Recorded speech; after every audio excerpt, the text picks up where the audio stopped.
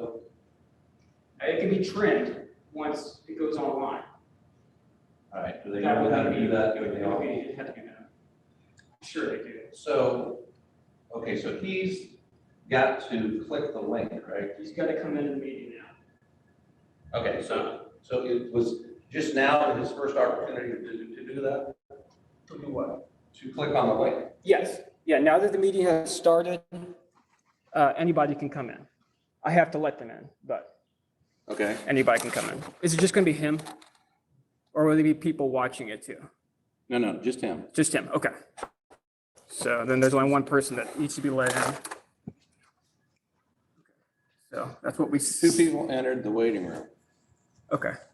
So, So let them in. well, let's go see. Let's see what it is. Got a good picture of my coat. Yeah, Yeah, I'll have to adjust it. good thing to change the carpet. Josh Weinberg. Yes, he's the speaker.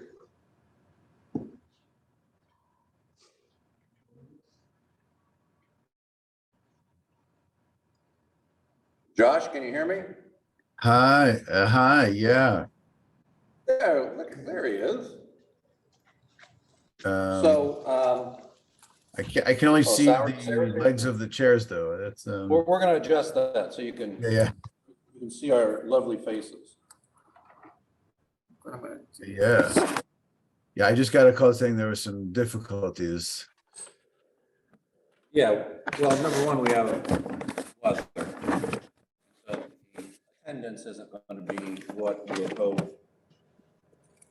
And secondly, we had to have a funeral at this time also, based on people's travel schedule. So Yeah.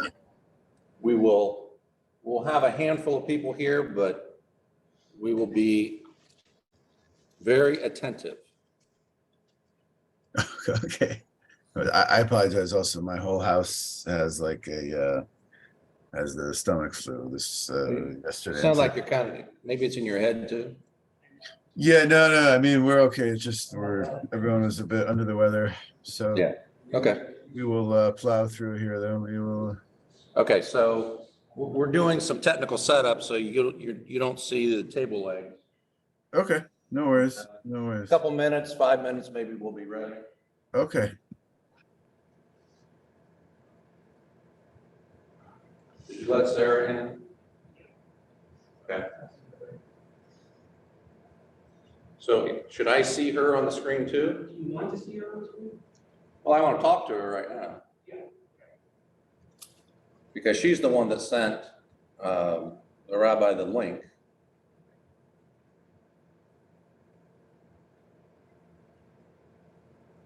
I think she said she was on her way to the show.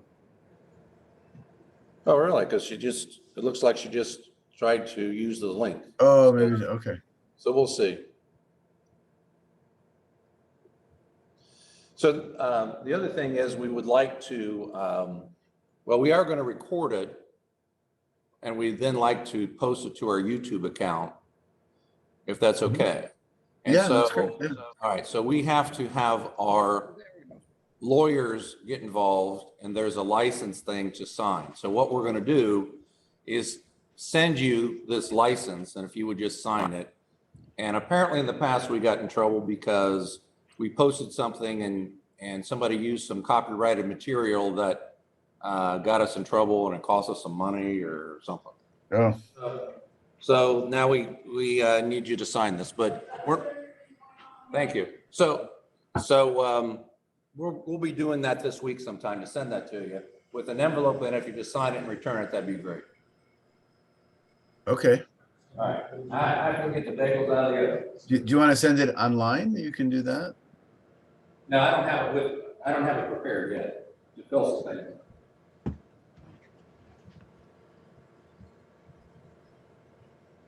Hi, Rabbi Weinberg. I'm the Hi, one who's Shalom. on the phone. Right. I figured, yes. How are you? And my husband said he's met you before. He was on the URJ board. Oh, who's your husband? Remind me. Mitchell Faust. Okay, sure. And then my kids were in EIE. I asked them if they knew you. They said that all their teachers were Oh, hi, female, Mitchell. Yeah. except for one. So it was. Remind me of your kids' names. Well, they said that they didn't work, that everyone who taught them was female except for, what was the one guy? The principal, I guess, or whatever. What years were they there? That was a lot of years ago. Because they're like 30, 27 and 30 now, so. Hmm. Let's see. And our nephew was on Kivunim. Oh, yeah. When? So when any was- fellows, let's see, Right before COVID. right before COVID. That's During right. COVID. Yeah, because they, We got evacuated. from Israel? Yeah. Okay. So sorry about all this, No, no worries. a lot of empty tables. Well, we have a lot of extra bagels. We've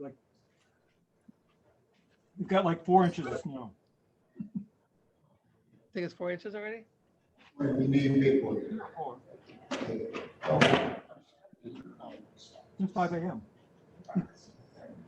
Younger kids just catch on to you. I've been a 4-year-old. But I've been a 4-year-old get out of this, but I can't. From the remote, make it open. Yeah. Hi, Sarah. Hi there. So we got 3 of us here. Well, that's good. Sorry about inundating you with emails and text, Rick, but I was just trying to figure out what's going on. Yeah, well, I was too. I was a little surprised that religious school wasn't canceled. Well, it sounds like it was and wasn't. I mean, basically it was, I have to be here for the funeral, so if you want to bring your kids in, we'll find something to do with them.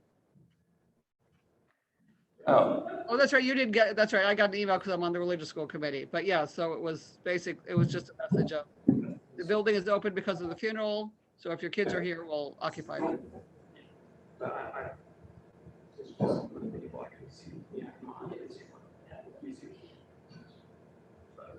When it starts, you just want.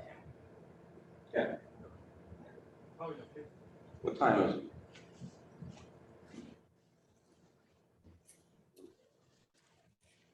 What's the call? What's my phone call? It's 10:50. Okay.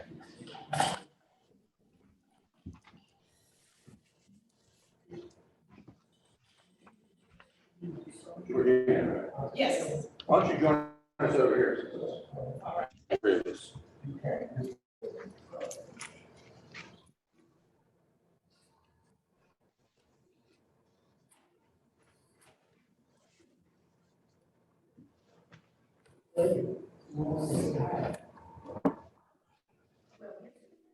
How's that? Okay. I have no idea.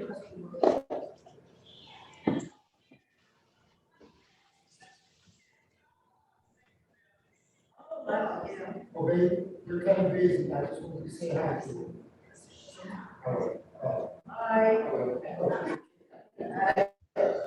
Okay, so, so let's get started. So I'm Rick Goldberg. I'm the neighborhood president, and we have a committee to put these brunches together. And we're happy to have you, Rabbi Weinberg.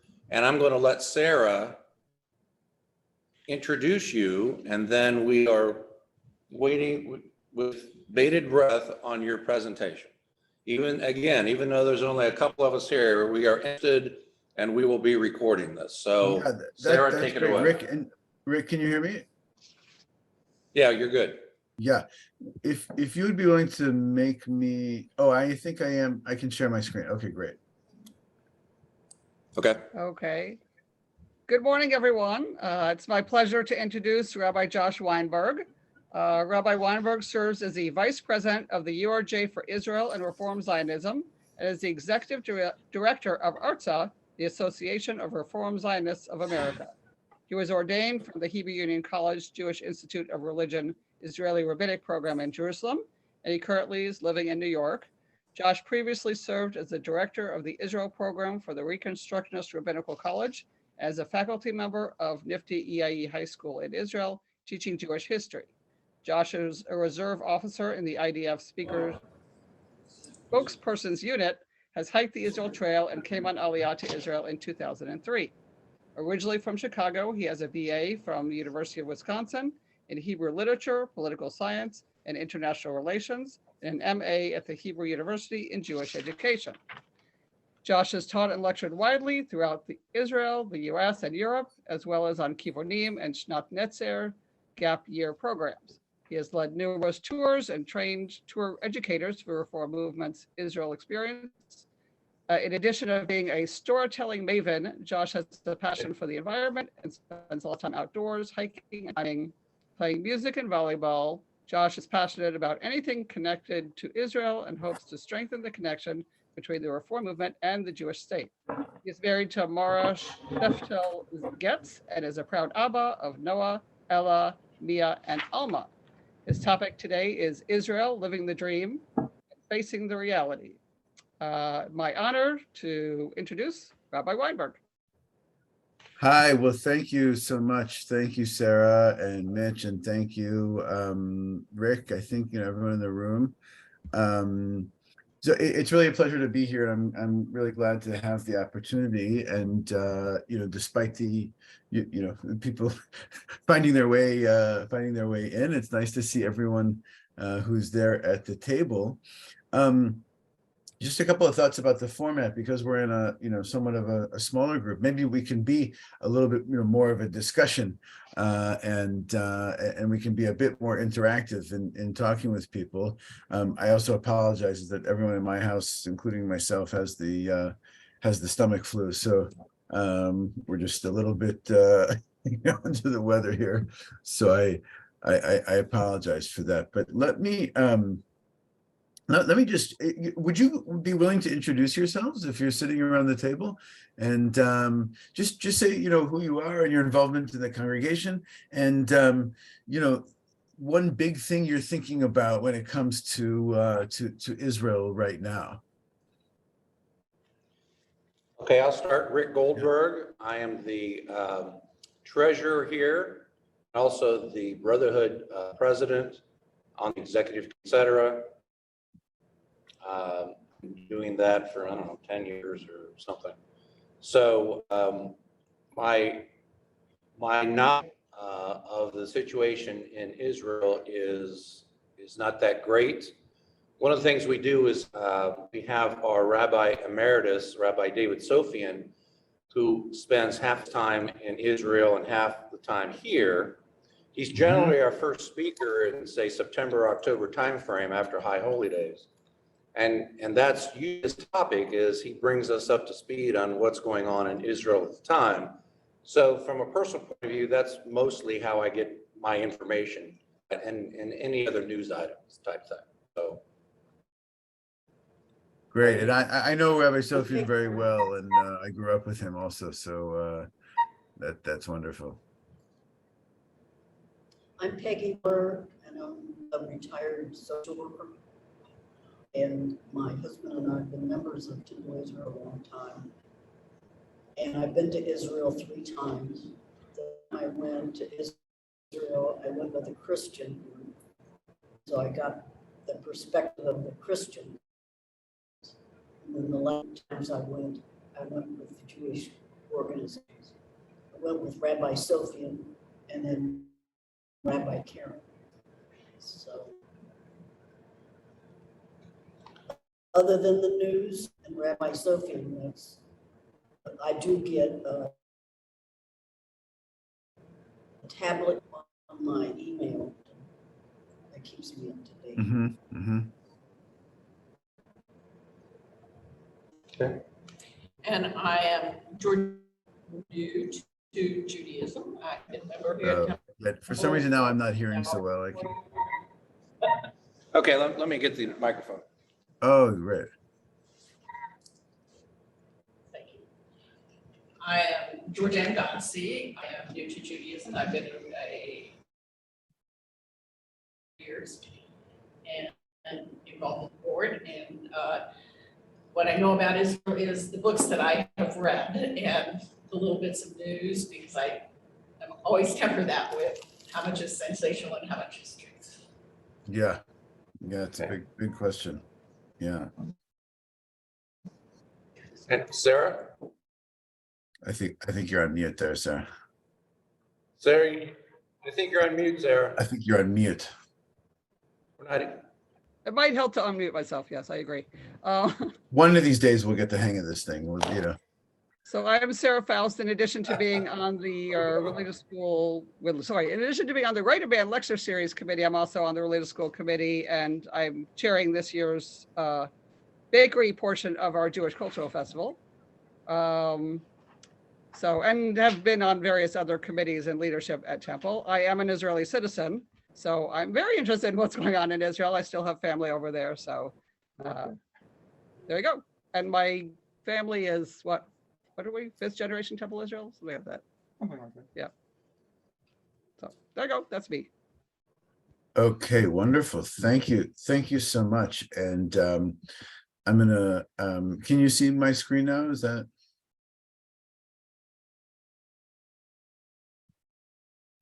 I think I lost the people in the room there. Yes, we can see it. Okay, great. Oh, there you are. Okay, wonderful. Well, it is wonderful to be there with you, and I want to thank you, ahead of time for your support. That Temple Israel Dayton, as an arts and membership congregation, has been critically important to us, to what we've been able to do. Let me start off by saying that as we are entering Israel's 75th anniversary, where we're celebrating this miracle that was a Jewish state after 2,000 years of exile.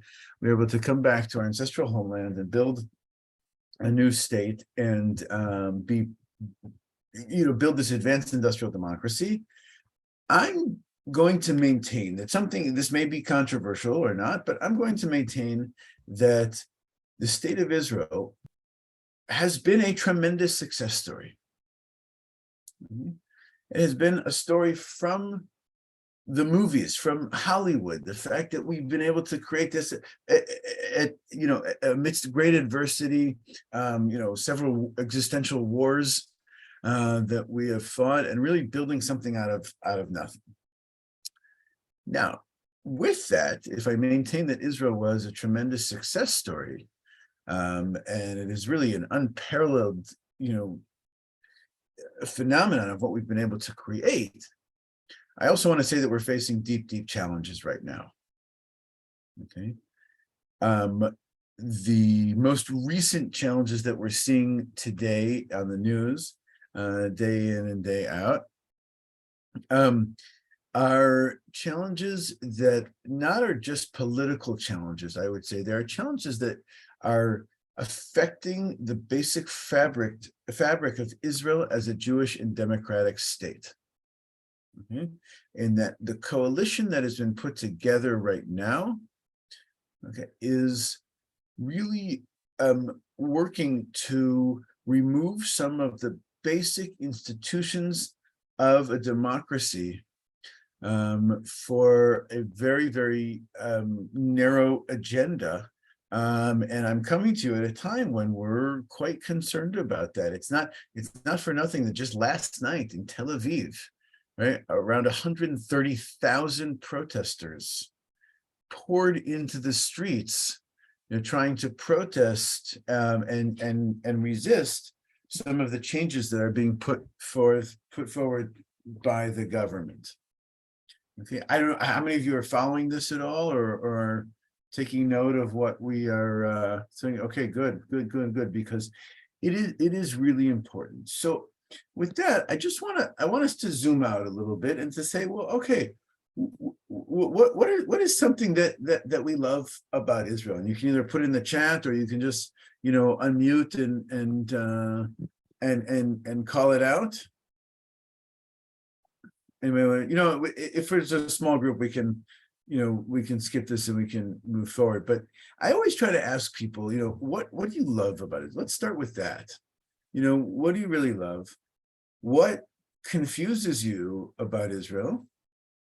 And what frustrates you about Israel? Does anyone want to unmute and share either what you love or what frustrates you or what confuses you?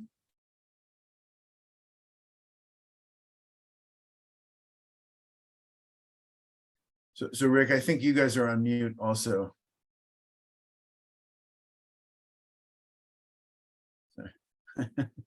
It's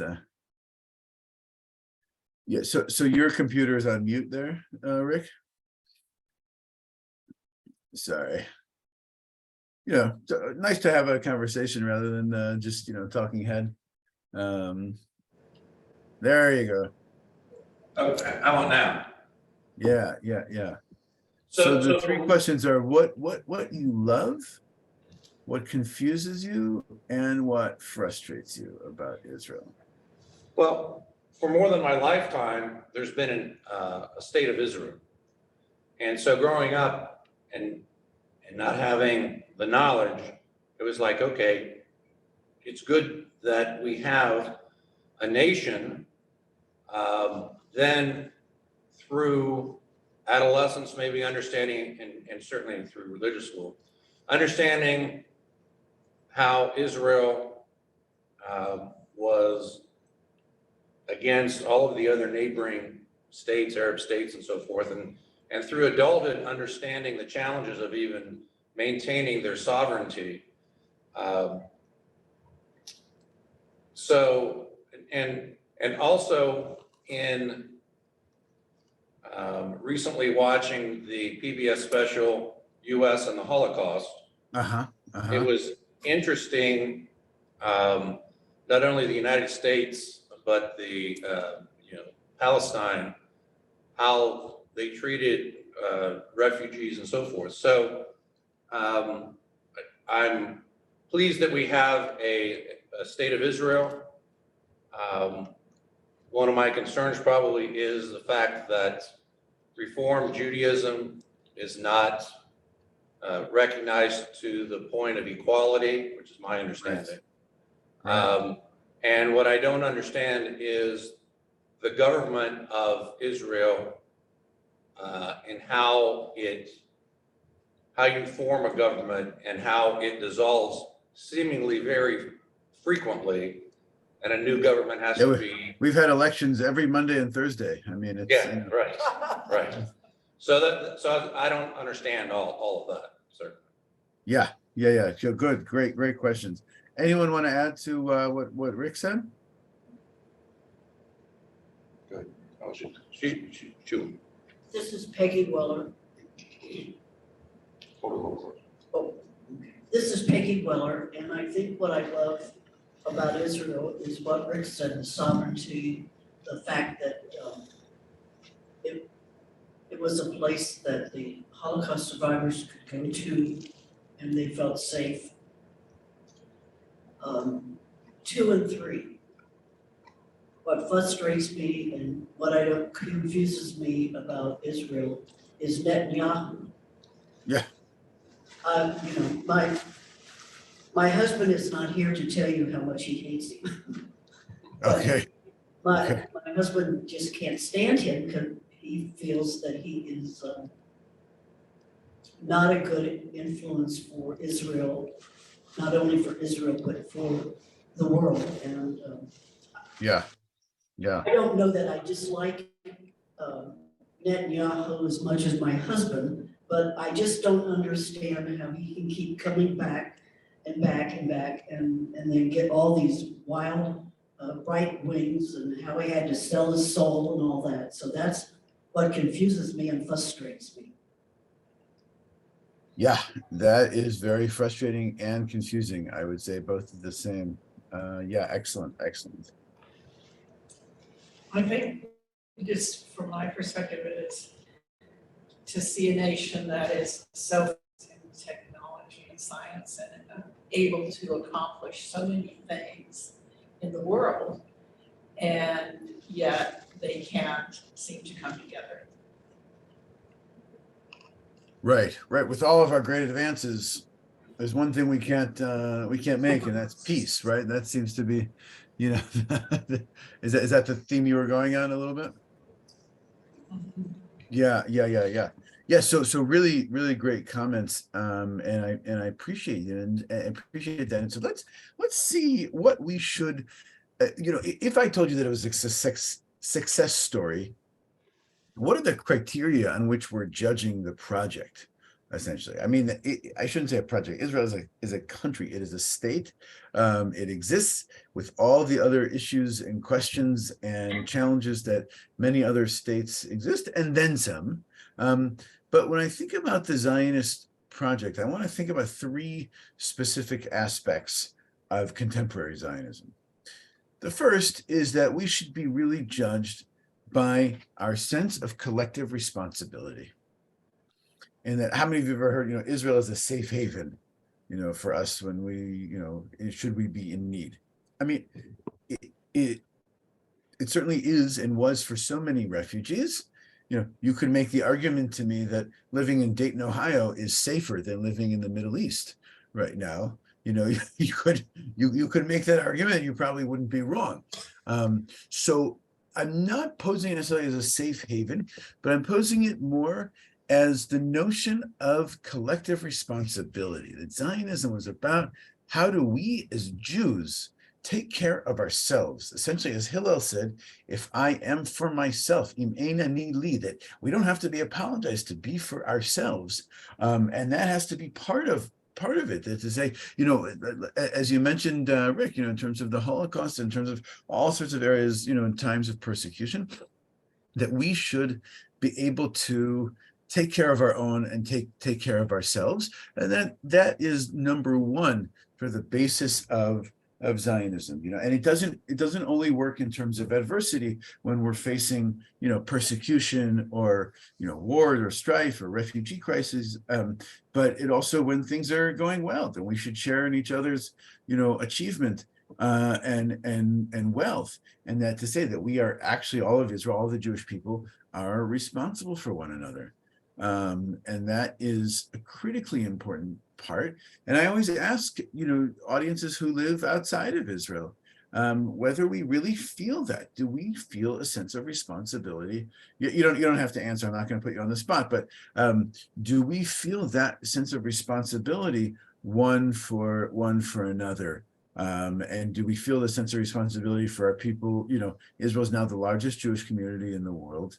And should they feel responsibility for us, or should we feel responsibility for them? What is the role here? So that's number one, and I want to boil down number one to essentially the concept of Jewishness.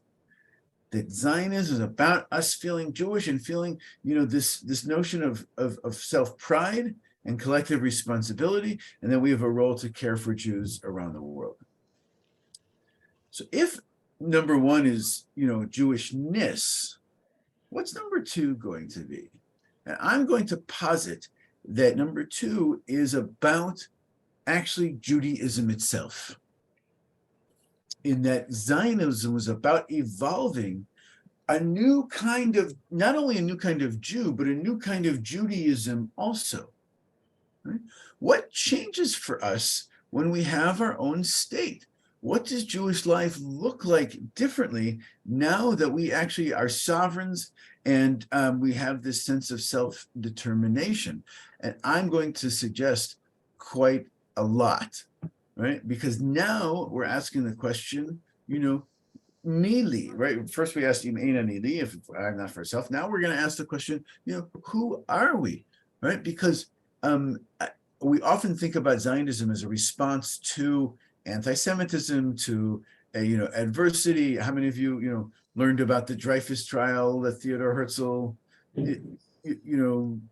was inspired by and motivated by? Anybody remember that from history? Yes, no, maybe so. No, okay. So I'll just say it briefly that when Theodore Herzl, who was a reporter for the Neue Freie Presse, which was sort of the main German newspaper, he was sent to Paris to cover the trial of a French captain named Alfred Dreyfus, who was accused of treason by the French army. And this is in 1895, 1896. And when Herzl got there to cover the trial, he essentially heard them, the protesters outside the courthouse screaming, not, oh, Dreyfus should be punished for being a traitor, but they were saying death to the Jews, because Dreyfus was a Jewish captain. Okay, and that was a major wake-up call for him to say, okay, we are not going to be accepted here, and we need our own state. Now, Herzl didn't really have a sense of what the state would look like or what its Jewish character or content would be, right? He just knows that we were not going to be accepted in Europe, right? And this is a long time coming for Herzl, and he writes a column, he writes a book called the Jewish State, or actually he writes it's called the Jews State, der Judenstaat, okay, which really means the state of Jews, which is actually quite different from the Jewish state, linguistically or semantically. So he didn't really have a sense of content. He just said, okay, we have to have a Jewish state, and that's more, closely aligned with number one. But number two says, okay, not only are we meant to be, have our own state and be sovereigns and be powerful and be in charge here, we also need to reinvent what it means to be Jewish, because Zionism was a liberation movement from what some people call the two G's in Europe. Okay, and this is a slightly pejorative, non-PC term. So, hang on to your seats for a second there. Well, I tell you is that, what were the two G's that we were afraid of in Europe? We were afraid of God and the Goyim. Okay, we were afraid of God and the non-Jews. We were afraid of the rule of the European, whoever we were living under, whether it was Tsarist Russia or in Poland or Lithuania or wherever. Okay, and we also had the sense of God-fearing of living under meticulous and neurotic rabbinic law, right? And so Zionism is a way to free Jews from that. Right. And, I looked this up once. What's the opposite of religious in English?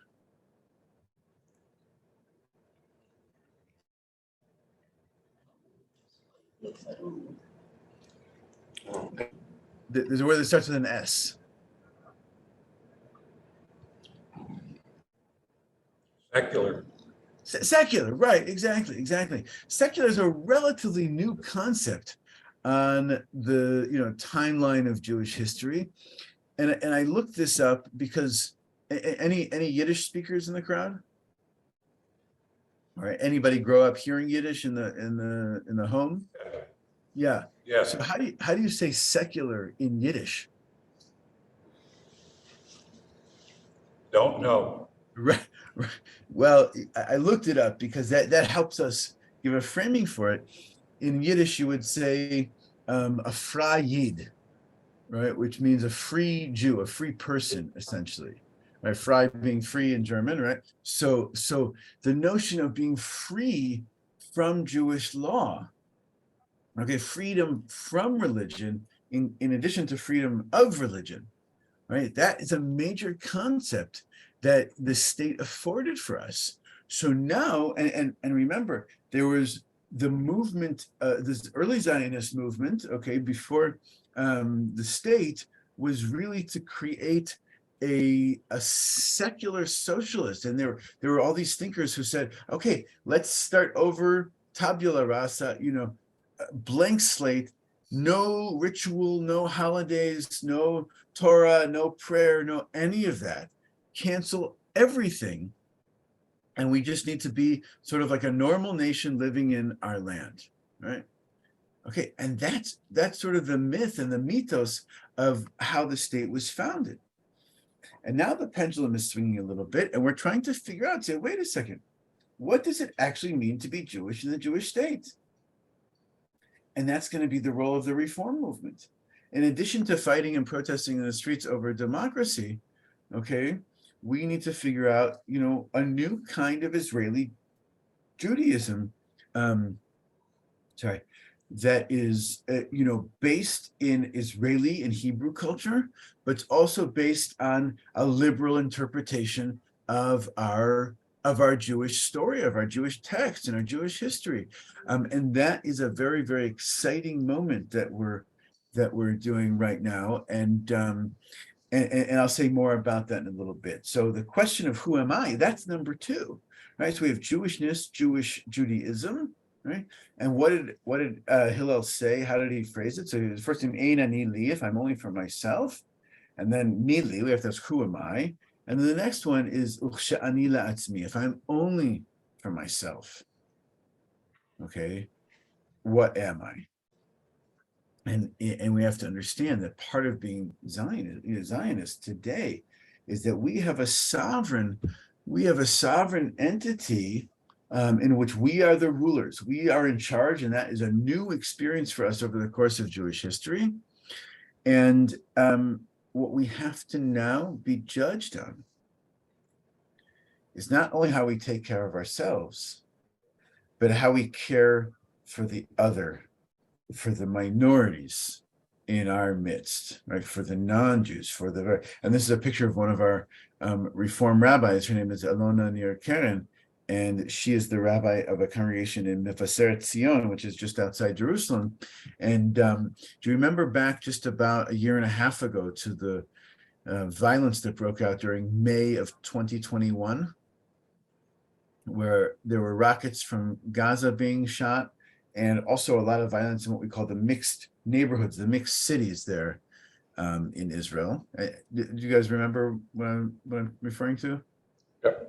Yeah. Okay, good. So while there's all this violence breaking out in the in those cities, our reform movement said, okay, actually, we're going to go to our Arab neighbors living next to us, and we are going to show them that we believe something different, right? That we believe in nonviolence, we believe in peace and coexistence, and we've had to bring people flowers on the street and pass that out because we said, we're the power broker here as the Jewish people now, having our own state, and we need to and we need to demonstrate that we are judged on how we treat the other. Okay.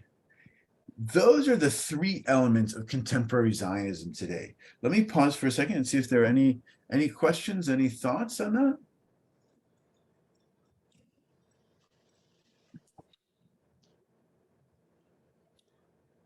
Okay, we're all on board with it? We're good? Yeah, we're good. Yeah. So let's move on to talk about some of the challenges that we are facing here. What are the challenges for liberal, for Reform Judaism? Of course, we know that there were many different visions for the state, and there's our guy Herzl, and there's our guy Ahad Ha'am. He's the guy with the small beady glasses, and he said, no, actually, if Herzl wanted a state of the Jews, he wants a Jewish state, right? Which now we have to answer the question: a Jewish state according to who? Right? What does that mean? Is it according to these guys here, okay, or is it according to these guys here, right? Is it going to be a secular socialist state, or is it going to be a state based on religious principle and according to the laws of the Torah and Jewish law, right? These are all big questions that are actually playing out in front of our very eyes right now in Israel, right? And we've been marked by this tension between, I'm putting it mildly, two conflicting visions. I would say there are many conflicting visions, right now in terms of the vision of its character. But we are seeing that being played out very much during this moment right now in history. But before we get to that, we have to understand what exactly Israeli Judaism is. Okay, before we understand, why, and I think, Rick, you mentioned it about saying, that the reform movement hasn't been recognized so much, and it doesn't really have much of a footing yet, although it is growing. I'm going to say that Israeli Judaism is essentially, and this is critical for us to understand, right? That it is essentially a descendant of two Judaisms. Okay. The first I'm going to maintain is Ashkenazi or Eastern European Judaism. And we'll see what came out of that.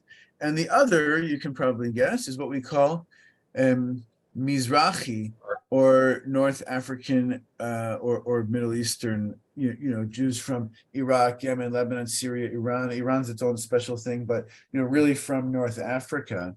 And that makes up more than half of Israeli society right now. Now, Ashkenazi Judaism produced two kinds of Judaism. Okay. One, it produced over here on this side, if you can see my mouse, a secular socialist nationalist flavor of Judaism, right? In which people threw out all of the ritual and a lot of the rabbinic, law, but held on very firmly to the Tanakh, to the Bible. Okay, why the Bible? Why is the Bible so important?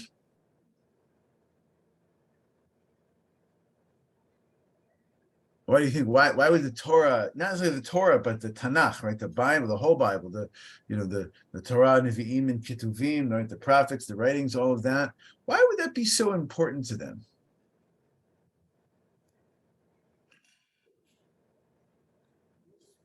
It's supposed to be God's word. Any thoughts? Okay, well, I'll give you a couple of ways to think about it. First of all, we are trying to recreate our nationalist identity and recreate sort of a collective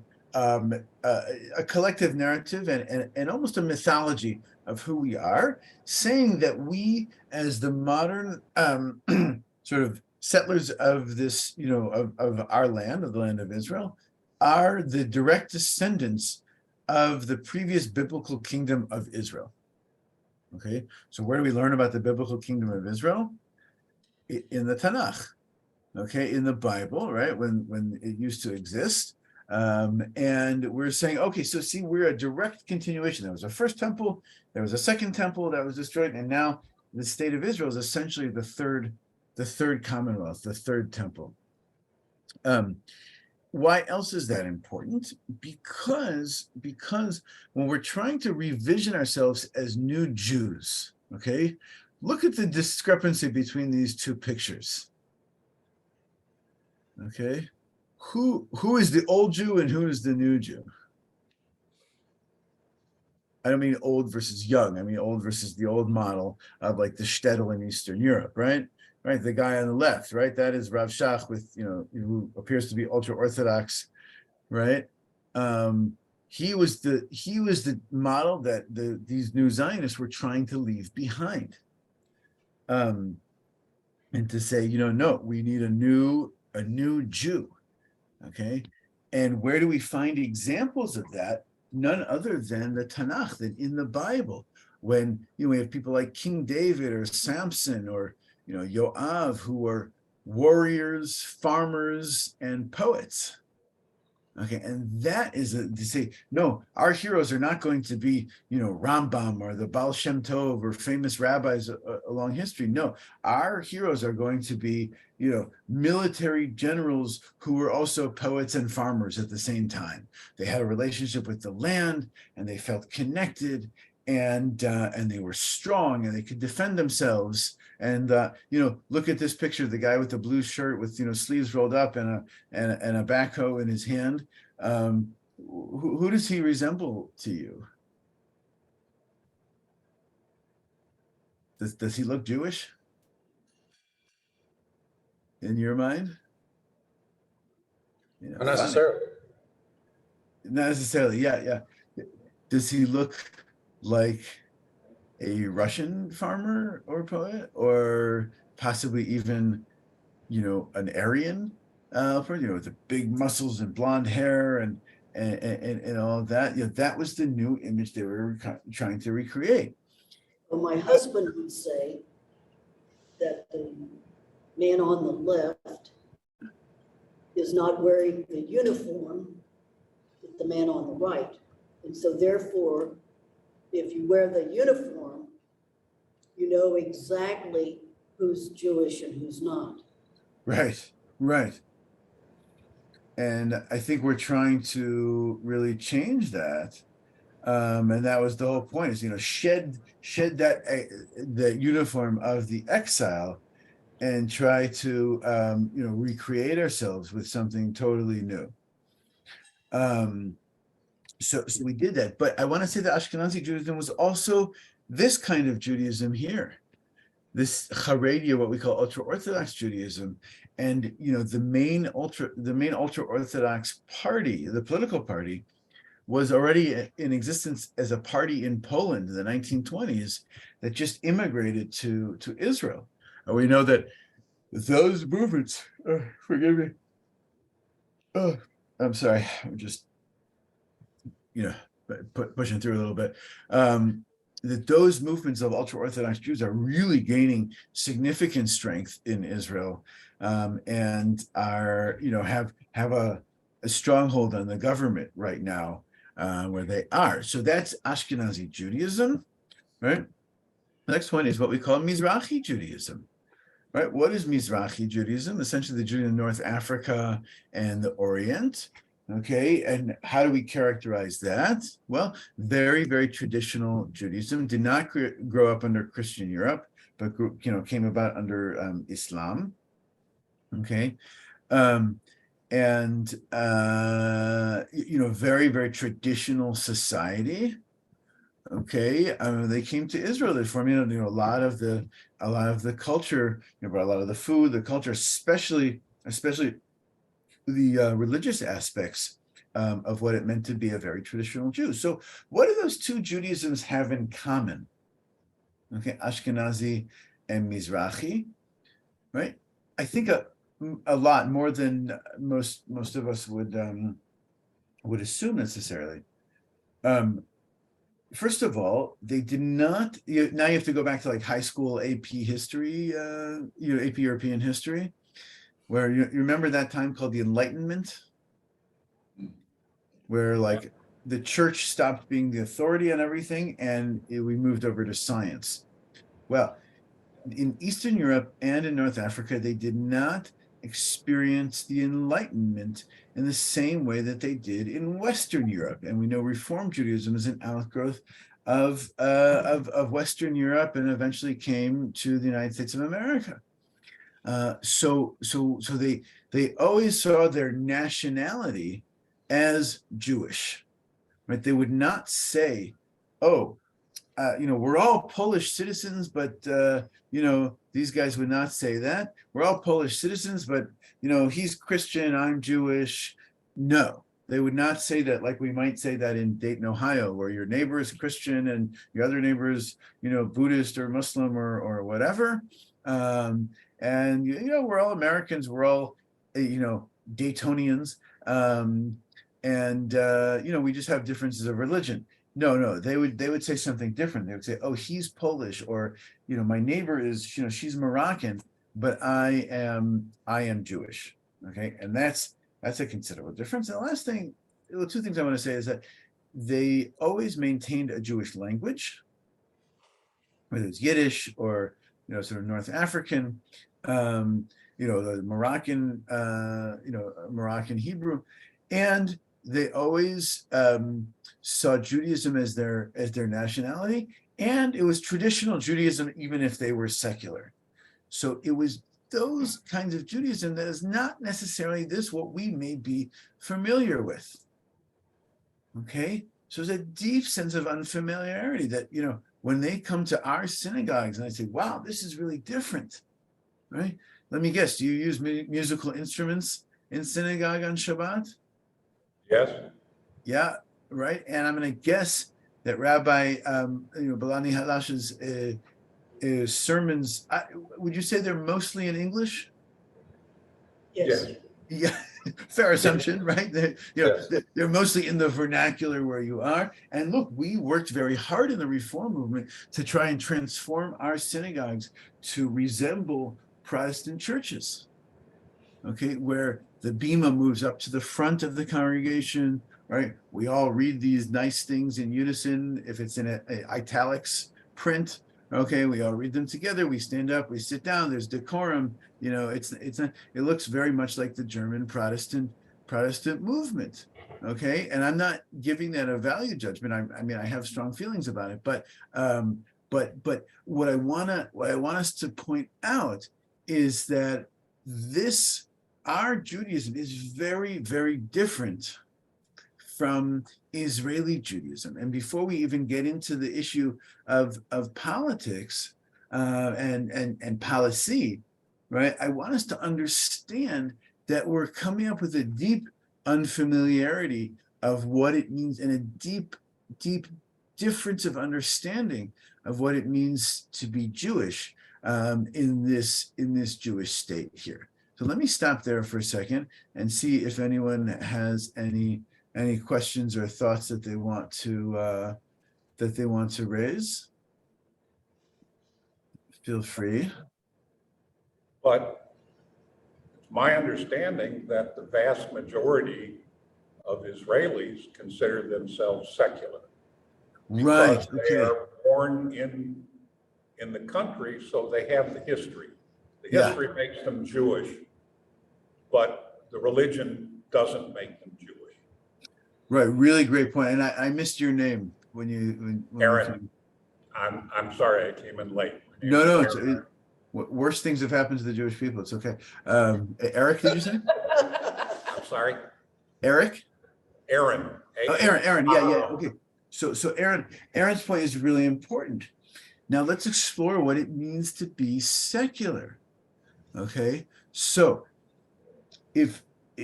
could you be secular if you still light the candles and say Kiddush on Friday night?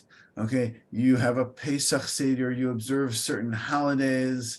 Okay, you may keep some form of kashrut or something like that.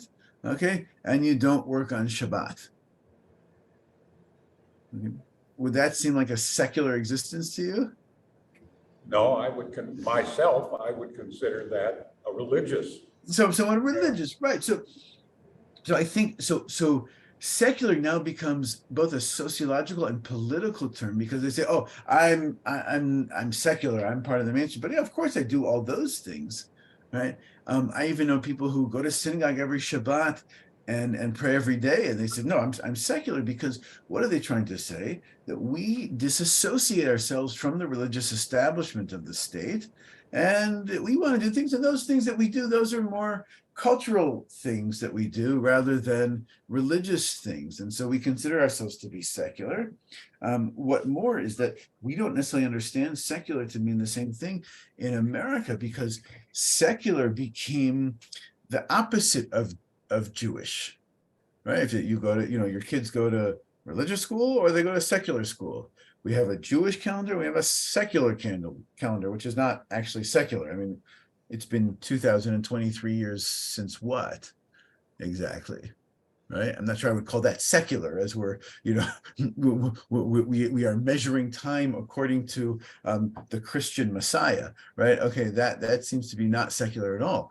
And we have, secular versus Jewish, whereas in Israel, secular became a word that went before the hyphen of Jewish. It became a describer or an adjective of Jewish, where you have, Reform, conservative, Orthodox, Jewish, secular Jewish became a stream of Judaism rather than, the opposite of Jewish. And so you could be secular and Jewish at the same time.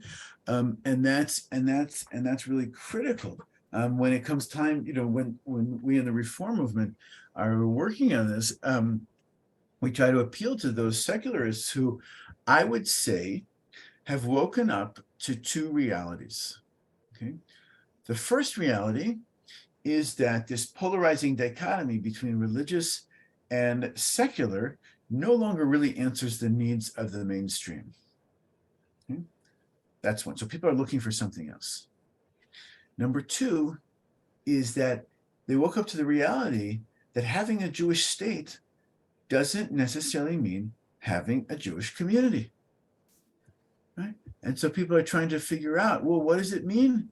What does it mean to have a Jewish community? What does it mean to have, Jewish identity? all that stuff. They're sort of used to the state saying, we provide that. And now it's not really, because people are exploring different things, right? And it's because of that dichotomy that people are saying, well, okay, we need to look at something else. And here I'll show you just a little bit about what our movement is doing, right? And our movement is a growing movement in Israel, trying to face some of these challenges head on, right? So here we have a Reform and Progressive Judaism is a movement based on the values of social justice and tikkun olam, right? We try to make Reform Judaism accessible to all Israelis.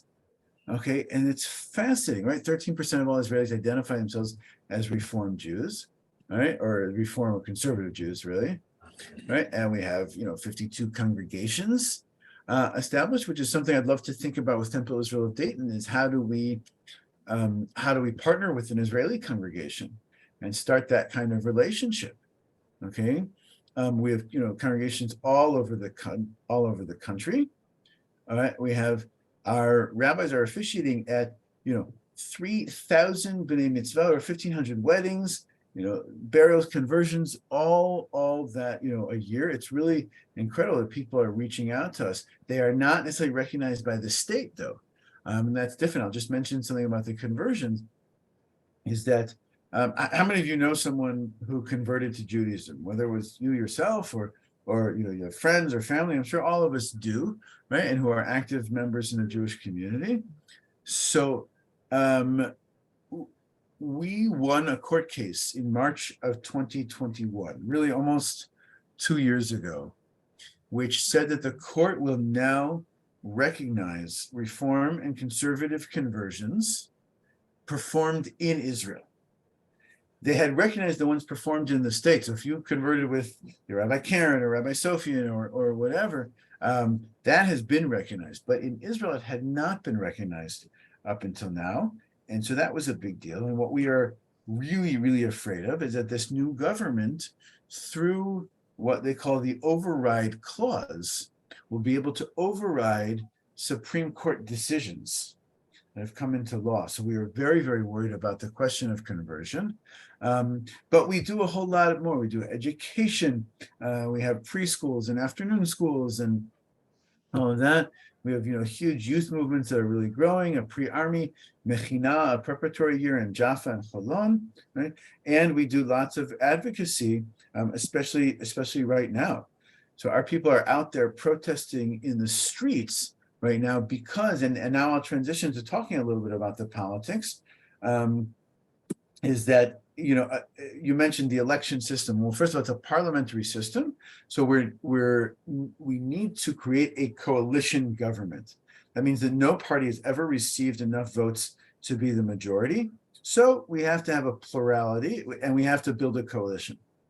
Now, in 2019, okay, our movement successfully barred 1, 2, and 3 guys from running in a party that's called Otzma Yehudit, or the Jewish Power Party. Okay, I get worried when I hear the word power in a political sense. Okay, like if you were to substitute the word Jewish with, let's say, the word white, for instance, yikes. Okay, I would say that's a scary thought. Okay, these guys are all the descendants, or the disciples rather, of Rabbi Meir Kahana. You can see his picture in the back here. How many of you remember him from like the 80s and 90s? He was assassinated in 1990. And we're left with this guy right here in the middle, a guy called Itamar Ben-Gvir. Okay, now fast forward 3 years, despite those guys being disqualified, Ben-Gvir won a whopping 14 seats in this past election. Okay, and he is now in an influential ministerial position called the Minister for Internal Security, which they just changed to be called the Minister for National Security. He holds very extreme and racist views. Okay, so much so that when he was a teenager, he was not allowed to be drafted into the Israeli army because they thought he was too much of an extremist and too much of a racist, actually. So they're like, yeah, we're not going to give that guy a gun. Okay, that is dangerous. right? So as soon as he is elected, and this is just, back in November of this past year, he said, let's call for the revoking of state recognition of non-Orthodox conversions, which is very, very dangerous. Along with him is this guy called Avi Maoz, and there's a very long front page article about him in last week's sort of the Shabbat edition of the main newspaper Haaretz, which is really tracing his development as a leader, in which I think he's more akin to David Duke or someone of that sort of caliber, who's very, very dangerous. And he's not just homophobic, he's really, sort of just anti LGBTQ. He's very, very dangerous. And in November, Netanyahu appointed him to be sort of the czar of Jewish identity in the state. Okay, this is very, very, very dangerous. Okay, we didn't talk about Bezalel Smotrich, who is also from the far, far right party. Okay, and Netanyahu is essentially going down this path for a couple of reasons. One, I think he needed his coalition support. And two, keep in mind that he is facing trial for 3 accounts of corruption. So they're instituting judicial reforms which will deconstruct the checks and balances that Israel has as part of its democracy. Because what essentially will happen is that the Knesset, with a narrow majority of 61 votes, okay, out of 120, keep in mind, so 51%, will be able to override any laws or any rulings of the Supreme Court. So let's play it out a little bit, right? The Knesset could pass a law that says that Arabs have no right to vote. Okay, the Supreme Court would say, sorry, that's not constitutional, even though Israel doesn't have a constitution. And they could say that's beyond the level of reasonability, is what we're calling it now. And then Knesset could just vote to override that, and if it happens twice in a row, it becomes law. Okay, that is a very, very scary moment. So I know we only have a few minutes left, but let me share a little bit about what it is that we are trying to do about that. Okay, and here we need to ask really a question of what is our role as American Reform Jews in all of this. And I think we have a really important role. First of all, we're trying to say that our Zionism is a Zionism of justice. Right? That our reform movement is committed to social justice, both in Israel and here in the States. Okay, and that our teachers told us that Zionism is a social justice movement, and we're trying to build a movement around this notion of just Zionism. Here, I'll skip this a little bit for our young people. And just in November, I took a group of young activists from the US to meet counterparts of people who are social justice activists in Israel, and to say that that we are committed to the following things. We're committed to religious equality, to combating racism, to security in the region, right? We have to have security for ourselves, for Israel, and for a two states, for two peoples vision, based on the 13th paragraph. I know it's a lot of text to put on the screen, but the 13th paragraph of the Declaration of Independence, where it says that the state of Israel will be based on freedom, justice, and peace as envisaged by the prophets, and will ensure complete equality of social and political rights for all of its inhabitants. That's what we're trying to do. And I won't spend lots of time on these things, but what I want to say now is that it's time to renew an old model. In ancient times, there were two main Jewish communities, one in the state of, or in the land of Israel, in Palestine or in Israel, Jerusalem, and one in Babylon, right? Who knows which was the most important one for Jewish law? And Talmud, And Talmud, exactly, right? Which Talmud do we use? the Babylonian Talmud. The Babylonian Talmud, right? Became the sort of the major authority.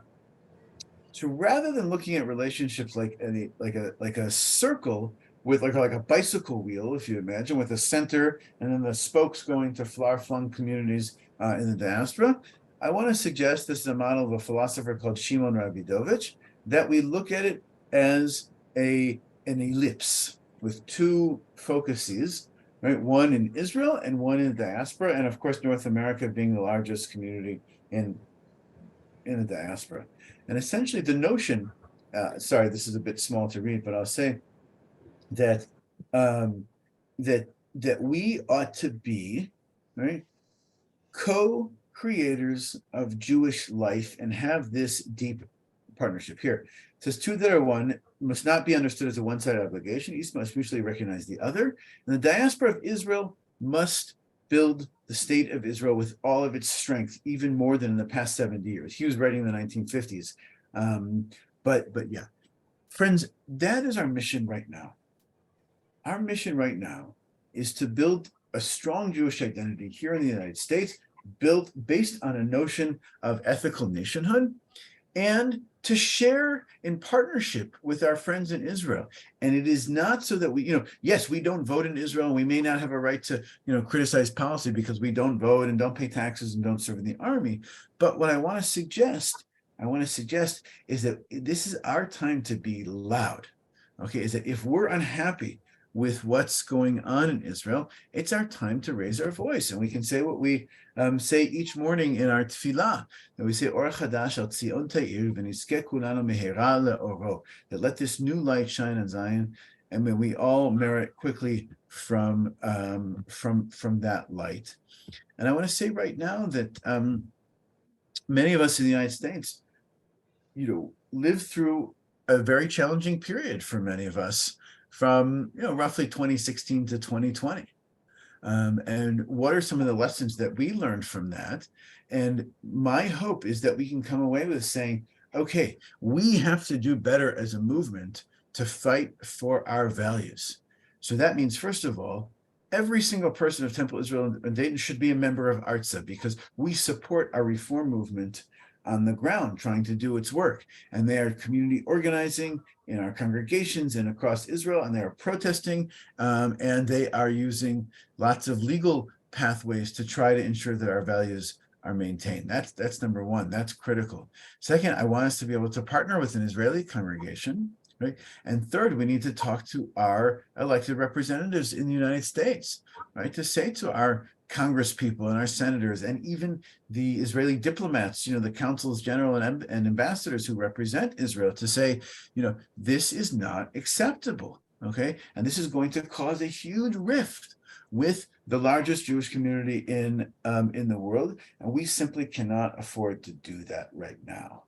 So I want to invite you to join me on this journey, to be active, to speak out, right?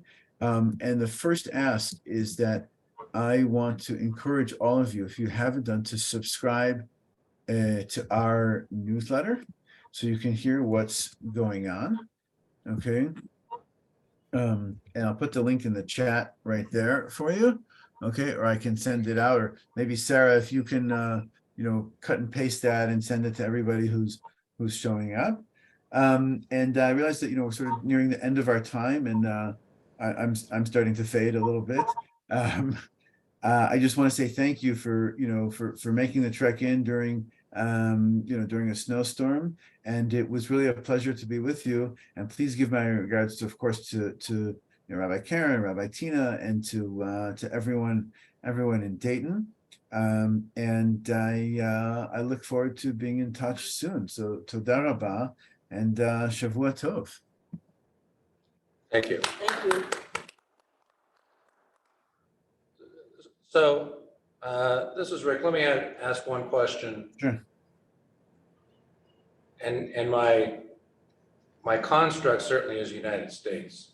But what I don't understand is, why is it so important for the Israeli government to recognize if you're Jewish or not? Okay. Yeah, it's a great question. The answer is very straightforward. Because naturalization to the state of Israel is open to all Jews. That was something that was passed in the Law of Return in 1950 and amended slightly in 1970. Okay, so once that law came into being, we then had to ask the question, well, okay, if it's open to all Jews, who is a Jew? And then who has the authority to determine who is a Jew? Okay, so if we are not recognized as Jews, that's a big problem. Okay, because recognition of your Jewishness also determines your citizenship. So your ability to work, to have health insurance, to do all the things that you would need to do for a normal life is predicated essentially on being recognized as Jewish. Okay, so that is it's a very good question. It is a massive deal to have that be a part of the story. Okay, thank you. That does clear a lot of things up, actually. Yeah. Any other questions from Rabbi? No? Well, Rabbi, thank you for zooming in to this small group, but we will be posting this, and so more people will get to share Wonderful. in this. And I think that we ought to end this now so you can recover more. Yeah, thank you. I From a health apologize. point of view. So, The whole that's family okay. is sick, and then I should get back to them. And yeah. Sarah? anything? Wonderful to be with you, and Thank thank you very so much. We really appreciate your speaking to us today. Yes. Yeah, pleasure, a pleasure. Okay, Okay, shalom, Thank you, shalom, and- toda rabba. Shabbat shalom, And- Shabbat We'll tov. speak soon. go Shalom. take care of yourself. Okay.